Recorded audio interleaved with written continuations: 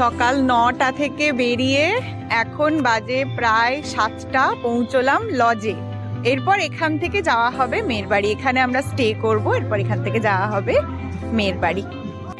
লজে পৌঁছে গেছি, রুমগুলো খুব সুন্দর, প্রত্যেক কটাই রুম খুলে দিয়েছে, সব রুমগুলোই আমাদের। তো এখন এইটা হচ্ছে মেনলি আমাদের এই রুমটা, খুব সুন্দর সব কটাই। বিশাল অনুষ্ঠান, আমরা ওপরে, হেভি আনন্দ হচ্ছে।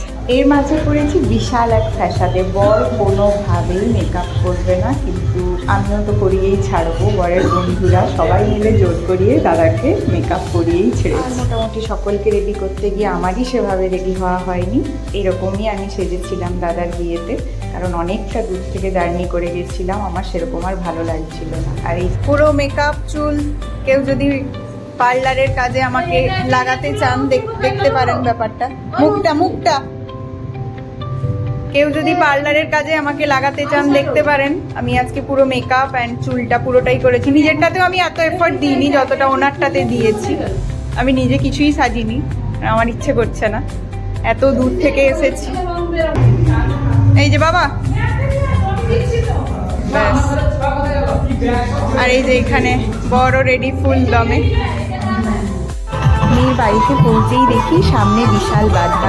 না মজা করলাম, সামনেই সবাই দৌড়াতে দাঁড়িয়ে আছে, দাদার কাছে বিশাল ডিমান্ড। তো তার আগে তো বরণটা সারতেই হবে, ওই কারণে আগে আপনার মা এসে, মানে বৌদির মা এসে আগে বরণ করে নিল বাপ্পাদাকে। তারপরে আমরা ওই মানে যে বাধা বিপত্তির কথা বলছিলাম ওইটার সম্মুখীন হলাম আর কি। বিয়ের এই সমস্ত রিচুয়ালসগুলো না খুব সুন্দর লাগে, মানে হাসি মজার ব্যাপার। শাদিতে জামাইবাবুর কাছে যে ডিমান্ড থাকবেই, আর এটাই খুব স্বাভাবিক। কিন্তু এই যে ব্যাপারটা ছিল, এটা আমাদের কাছে খুব মানে নতুন রকম একটা ব্যাপার, খুবই ভালো লেগেছে। তারপরে তো দাদা অবভিয়াসলি সকলের ডিমান্ড মিটিয়েই দিয়েছে।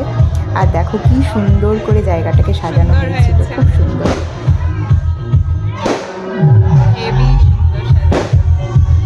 এইটাতে মনে হয় বরের জায়গা।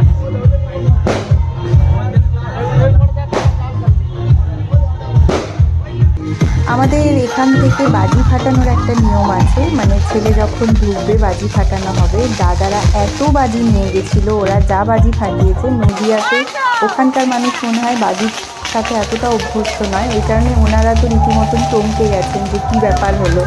তো যাই হোক, ওটাও একটা বেশ মজার পার্ট ছিল। আর এই যে আটকে ছিল যে কারণে, সেইটা হচ্ছে এইটা, যে টাকাটা ওরা রেখেছিল সেই টাকাটা ডবল দিয়ে দাদাকে ঢুকতে হবে। তো ফাইনালি ওটা হয়েছে।